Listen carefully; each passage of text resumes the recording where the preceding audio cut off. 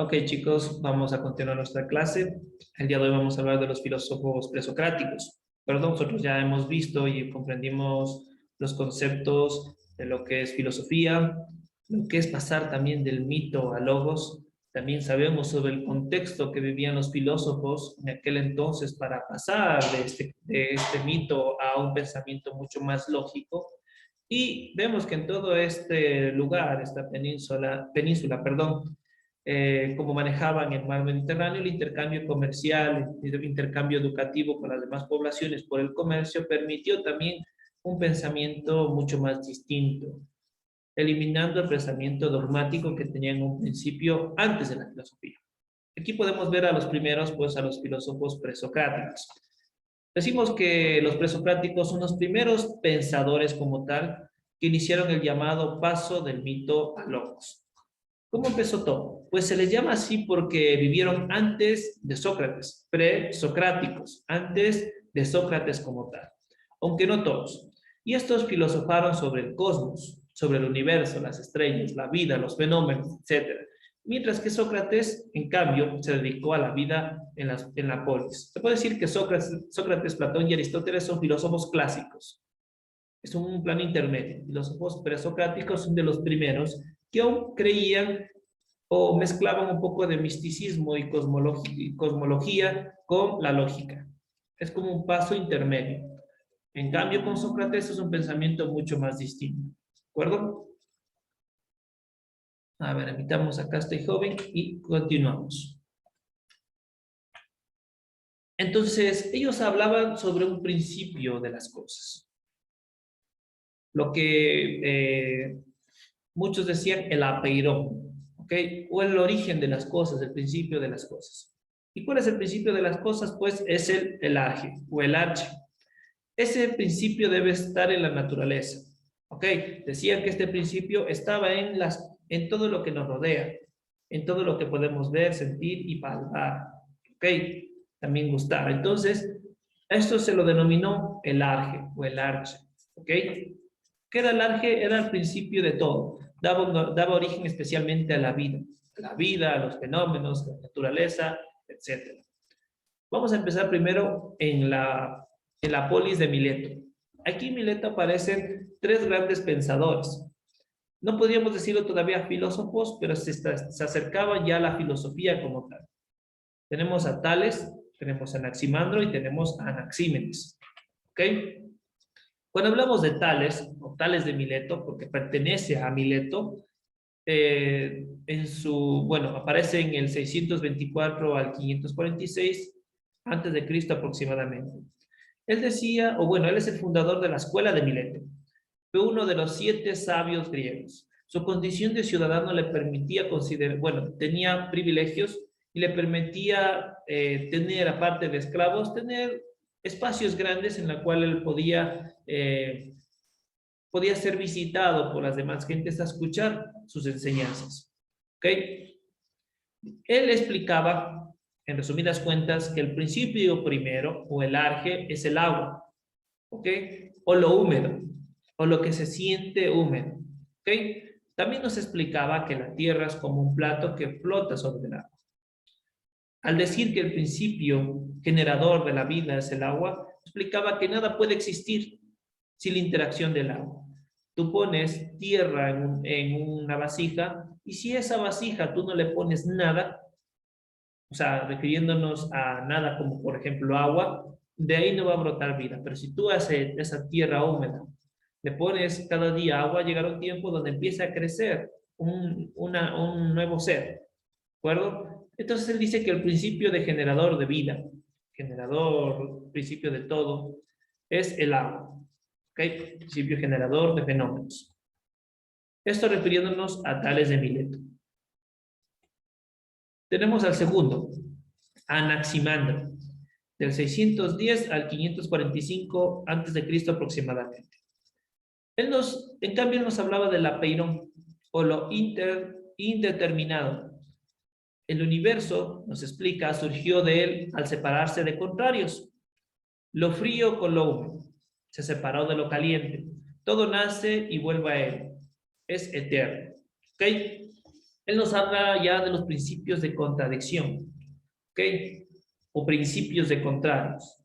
Él no explica como tal un principio, un arje. Él denomina su propio arje como apeiro, en la cual del calor y el frío aparece lo tibio. Del frío al calor, igual. Aparecen ciertos fenómenos como el vapor y el origen de todo para él es la lucha de contrarios, en pocas palabras. De la muerte, la vida, y de la vida, la muerte. Existe un intermedio y de aquí nace el principio o es el generador de las cosas. También él decía que los humanos descendíamos de los peces. ¿Okay? Explicaba como origen del mundo y de la tierra que la tierra es cilíndrica, como una tarta, y que está suspendida y reposada y que nada lo sostiene. No es como el mito antiguo que decía que el mundo está sostenido por Atlas, los dos grandes titanes en sus hombros. ¿Okay? Rompía mitos así. Recordemos que estamos viendo a cada uno de estos filósofos de manera muy superficial. Necesitaríamos una clase para estudiar a cada uno de ellos. Más sin embargo, es como un resumen de lo más importante según la filosofía presocrática. Cuando hablamos de Anaxímenes de Mileto, entre el año de 585 al 524, el arje para él es el aire. ¿Ok? Él establecía que existen dos fenómenos que suceden en el arje primero, o sea, en el aire. Existían dos fenómenos. El primero era el de la rarefacción y el otro el de la condensación. Nos decía que dentro del aire existía la rarefacción y el que proporcionaba la rarefacción, es decir, un proceso que inicia todo y que puede eliminar todo, este era el fuego. ¿Ok? El fuego era algo importante para que para que se dé origen a las cosas. ¿Ok? Y también nos hablaba de principios de la condensación. ¿Ok? ¿A qué se refiere esto de la condensación? Y esto también lo hablamos muchas veces en biología, en química. Principios como en el viento o en el aire se pueden establecer varios fenómenos, lo que nosotros ahora conocemos, por ejemplo, en el agua, cuando se evapora y cambia de estados. A eso se refería la condensación. El viento, las nubes, el agua, la tierra y la piedra. Es decir, que todos los elementos que encontramos en la naturaleza tienden a cambiar. ¿Son principios generadores de vida? Sí, pero que tienden a cambiar y siempre influenciados por el fuego. ¿De acuerdo? Por ejemplo, si el fuego, refiriéndonos al sol, como está aquí en este gráfico, cada su esplendor en el agua, este se va a convertir en vapor y posteriormente en nubes y posterior nuevamente en agua. Todos estos procesos propician el aire como tal. Sin aire no puede existir fuego y vemos que es un principio real. Tú no puedes encender fuego si no existe oxígeno para que permita la combustión. ¿De acuerdo? Se acercaba prácticamente a eso. También él nos decía que la Tierra es plana y cabalga sobre el aire. El aire sostenía a la Tierra como tal, a la Tierra que conocemos. Y los cuerpos celestes giran a su alrededor, como el Sol y los astros. Es decir, ellos intentaban darle una explicación al mundo, a los fenómenos como tal, eliminando los pensamientos cosmológicos, como les decía, que el mundo está sostenido sobre una tortuga o sostenido por los dos titanes, por el titán Atlas, etc. ¿Ok? Se acercaban a encontrar la razón y el principio de todo. También en otra polis encontramos a la escuela pitagórica. Y es su máximo exponente, a Pitágoras, que todavía sigue siendo estudiado especialmente por su teorema. Pitágoras de Samos, en la provincia de Samos, entre el 572 al 496, él nos decía, o bueno, fundó una secta filosófica religiosa, porque todavía no se separaba del plano dogmático, todavía seguía siendo místico, pero intentaba ya, era como un periodo de transición. ¿Okay? Él dentro de su escuela, él hacía algo diferente, admitía a las mujeres y a los niños para escuchar sus ideas, sus conocimientos, algo que en otras escuelas no lo hacían, era solo destinada a varones y a hombres. ¿Okay? El arge nos decía que es un número. Por ejemplo, el número lo conocían como el tetratis. ¿Ok? El arge primero, el principio de todo, era prácticamente un número. Los 4 números que suman a 10, el 1, el 2, el 3 y el 4. Todos los números nacen del 1. Con el 1, o bueno, con los números se explicaba el origen de las cosas. ¿Ok? Su discípulo, Filolao, dijo que la Tierra y los planetas giran en torno al fuego originario produciendo música. Aquí nos habla de los 10 opuestos. Por ejemplo, cuando hablamos de opuestos, hablamos, por ejemplo, del límite y lo que es limitado, lo que tiene límite o fin y lo que es ilimitado. Lo que es impar tiene par. Lo que es uno solo tiene un múltiple. Lo que es derecho tiene un izquierdo. Lo que es masculino tiene un femenino. Lo que es estático como tal puede tener algo que sea de movimiento. Lo que es recto y lo que es curvo. El opuesto de la luz y la oscuridad. También el opuesto de lo bueno y de lo malo. Y de lo cuadrado y de lo oblongo. Así definía pues el mundo el señor Pitágoras de Samos. ¿De acuerdo? Su función era un poco mucho más lógica, mecanicista. ¿Qué quiere decir? Que intentaba darle la explicación de las cosas en el plano lógico en el plano lógico cuantitativo, según los números que se presenten. Continuamos, pues, en la escuela de Efeso. Aquí en Efeso encontramos a Heráclito. También esto se lo considera dentro de los pitagóricos como tal. Efeso, o Heráclito de Efeso. Él, en cambio, nos decía que el arge primero, el principio generador de vida y de las cosas y de los fenómenos, es el fuego. Nos decía que el mundo nace de él y muere con él. Con el fuego, por ejemplo, nosotros creamos una fogata en base al fuego y por el fuego mismo fallece esa fogata. ¿De acuerdo? Nace por la combustión y muere por la combustión. El mundo nace de él y muere con él. Es un elemento eterno de un eterno retorno, que no se pierde nunca, simplemente que está en un estado de letargo. ¿Ok? Pero siempre sigue existiendo el fuego. Según Heráclito de Efeso, debido a la lucha de contrarios se produce el cambio. No es posible descender 2 veces al mismo río. Nos decía algo muy importante como ejemplo, o bueno, él decía que tú puedes ir a un río, ya estamos en un río, y la persona puede cruzar ese río. Pero la naturaleza no es estática, sino cambiante. En la misma agua y en las mismas piedras por donde cruzó la persona en ese río, fue una sola ocasión, fue una sola vez. Si él va a pasar por ese mismo río, nuevamente ya no va a ser la misma agua, ya no va a ser las mismas piedras que pise, todo ha cambiado. Aquí nos habla de esa lucha de contrarios, que todo se produce cambio. Ningún ser humano puede atravesar el mismo río 2 veces, porque todo cambia. ¿Ok?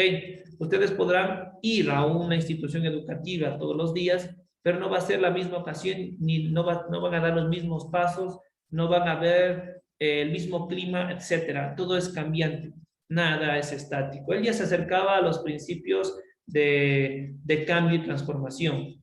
¿Ok?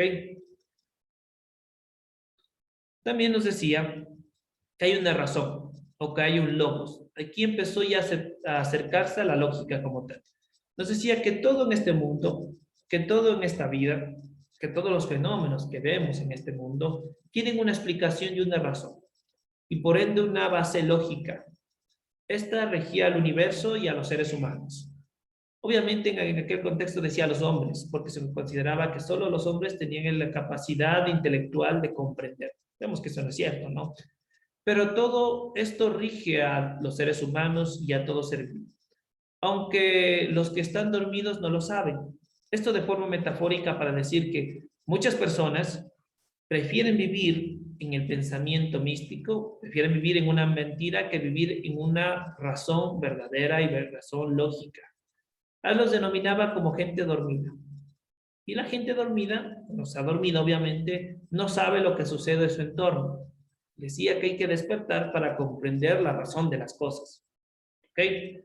Nos decía que a la psiquis le gusta ocultarse. ¿Ok? Vamos a hablar de la escuela de Elea.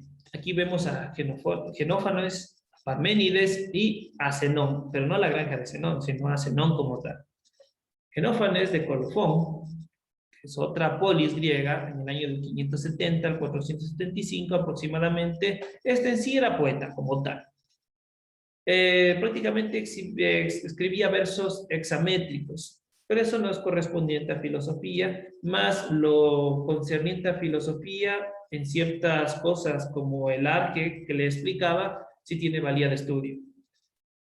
Nos decía que para él el principio de generador de la vida y de las cosas era el barro.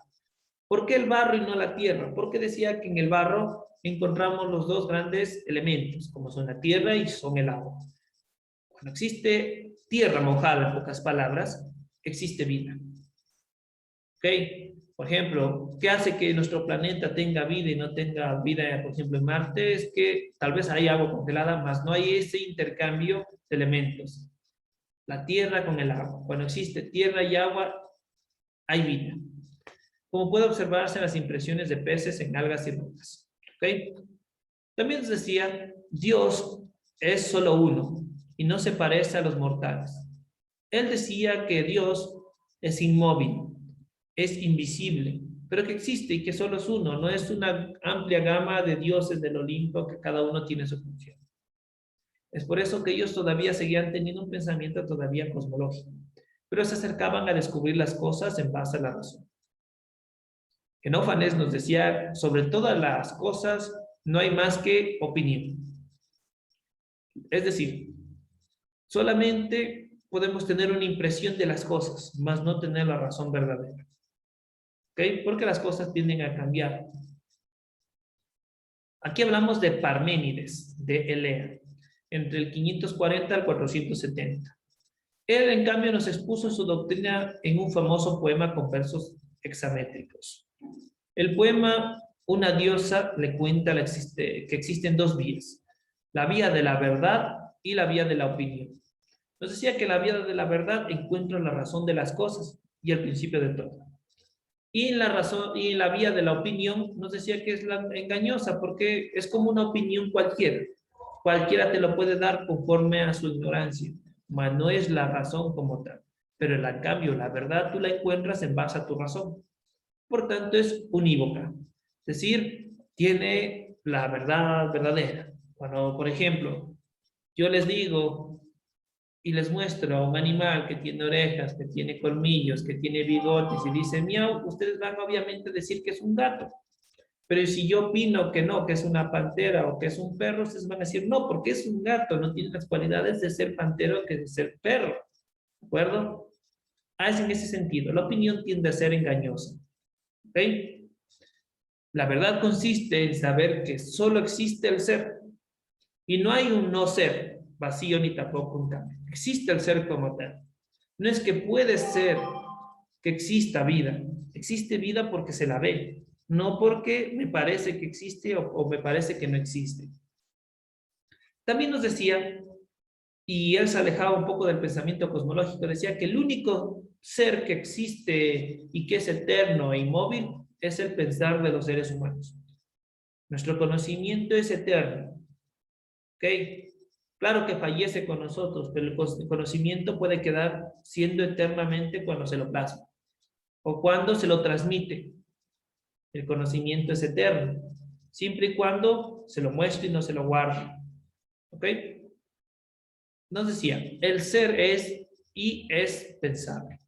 El no ser no es ni es pensable. ¿De acuerdo?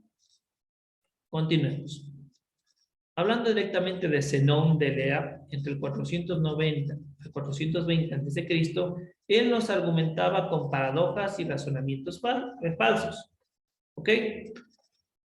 Él prácticamente inicia lo que se conoce como la dialéctica. ¿Qué es la dialéctica? Esto también lo vamos a estudiar posteriormente, especialmente en filosofía moderna. La dialéctica es un proceso de cambio y transformación. El principio establece que nada permanece estático en este mundo. Lo que un día es plástico puede volver de nuevo a ser tierra, o puede volver a ser plástico, pero no va a permanecer siendo como, por ejemplo, un esfero plástico va a permanecer por miles de millones de años siendo el mismo esfero. Va a cambiar. Su computadora ahorita es funcional.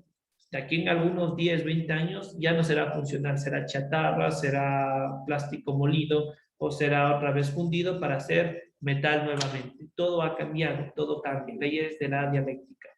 También utiliza razonamientos falsos.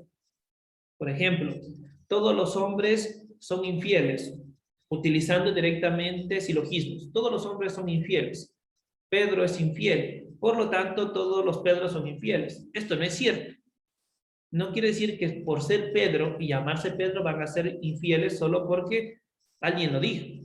Entonces utiliza razonamientos falsos para darnos cuenta de que existe falsedad en sus argumentos. ¿De acuerdo? Argumentó contra la divisibilidad del espacio y del tiempo y en contra del movimiento.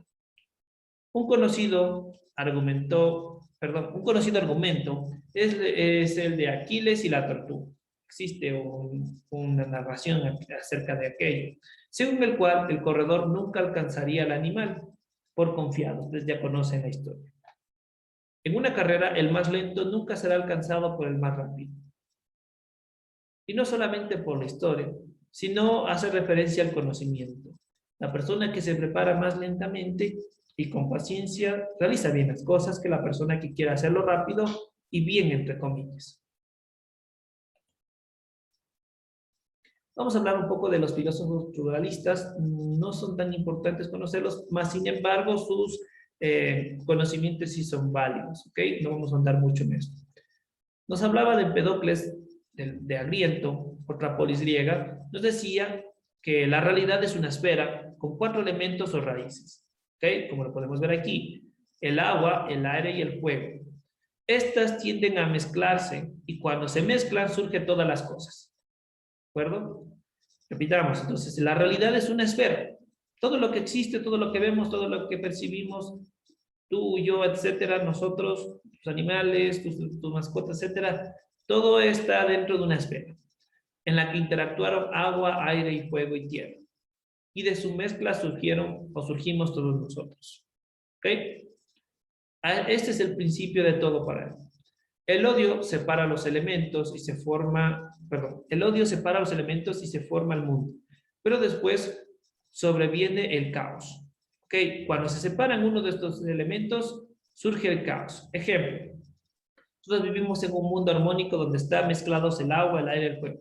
Digamos que sucede algún fenómeno extraño y se elimina el fuego, que sería, por ejemplo, sería en este caso el sol, se elimina, entra el mundo de caos, se acaba la luz y la gente, bueno, todo desaparece y todos los planetas desaparecen por esto, porque falta el fuego. Digamos que se elimina el aire, todo deja de ser un aire puro, perceptible, sino todo corrosible y no se lo puede filtrar. Entonces, se acaba el aire, todo lo que existe y todo lo que vemos desaparece porque ingresa al caos. En pocas palabras, ¿qué quiere decir? Si todo no está en armonía, empieza el caos como tal. Si en el mundo se va el agua, todo empieza el caos. Okay, digamos, estamos en una crisis de agua, se acaba el agua, la gente entra en caos y todo perece. ¿De acuerdo? A eso es lo que se refiere él. Sin los elementos, el caos se elimina. ¿Ok? Y la realidad perece. También nos hablaba que gracias al amor se vuelve a formar la esfera, comenzando nuevamente el ciclo. Lo semejante conoce a lo semejante. ¿Ok? Hablando directamente de Anaxágoras, este nos explica que, o bueno, para él el principio de todo está en las semillas. ¿Okay? Todo está compuesto de semillas, pero hablando metafóricamente, no. Todo está en todo. El oro viene de semillas de todo, pero prevalecen las del oro. ¿Ok? El mundo y la vida crece a partir de una semilla de una naranja. Existe vida en la no vida. En la semilla está muerta la planta de naranja, más en su esencia existe la planta de naranja y necesita de los elementos para poder existir como tal. Porque no existe, solo está en un plano entre muerto y vivo, ¿ok? Un plano intermedio. Los cambios se producen por un torbellino de las mezclas de semillas. Quien produce el torbellino es el nous, un espíritu o inteligencia poderosa y sabia. También nos explica, por ejemplo, que nosotros somos productos del nous, ¿ok? Un espíritu que nosotros no conocemos, muchos lo pueden decir Dios, lo pueden decir elementos, lo pueden decir energía, Esta energía es lo que produce que esa semilla de naranja empiece a crecer. ¿Ok? Si no existiera el nous, según Anaxágoras, tú podrás echar el agua, pero esa semilla no va a crecer porque necesita esa energía que permita que la vida surja. ¿Ok? Entonces, este torbellino o esta energía invisible que produce que existen las cosas se la denomina nous. Hablando directamente de Demócrito, ya casi para terminar, nos habla que el mundo está compuesto de unas partículas indivisibles llamadas átomos. Él ya se acercó a la física. Él ya se acercó a muchos estudios que hasta a veces nosotros no comprendemos. Decía que existen partículas que no las podemos ver, pero que existen como tal, y estas partículas tienen energía. Estas se diferencian por la figura, por el orden y la posición. Se mueven por el vacío, y como se mueven por el vacío, estos pasan chocando y formando mundos al azar. Vemos que dentro de física, sí, existen estos átomos y cuando se los condensan de distinta manera producen energía, a tal grado que pueden formar hasta una bomba atómica, ¿de acuerdo? Y estos forman, todos somos producto de los átomos, todos tenemos átomos. También explicaba Demócrito sobre el alma. Nos decía que el alma está formada por átomos y que el alma también perece. ¿Ok? Vendrán otros filósofos que van a decir que el alma no perece, sino que se transporta a otro sitio. Nos explicarán también que nosotros somos como vasijas vacías y que nuestra alma va cambiando de vasija conforme se vaya desgastando este molde, o sea, nuestro cuerpo. ¿De acuerdo? Otros dirán que el alma regresa, ¿no? Viene del hiperuranio, del mundo de las ideas, ingresa a nuestro cuerpo y cuando nuestro cuerpo perece, regresa nuevamente al mundo de las ideas. Otros dirán que nuestras almas van a un paraíso, etc. Es diferentes puntos de vista con respecto a la... Muy bien, eso mis estimados jóvenes, vamos a detener la grabación.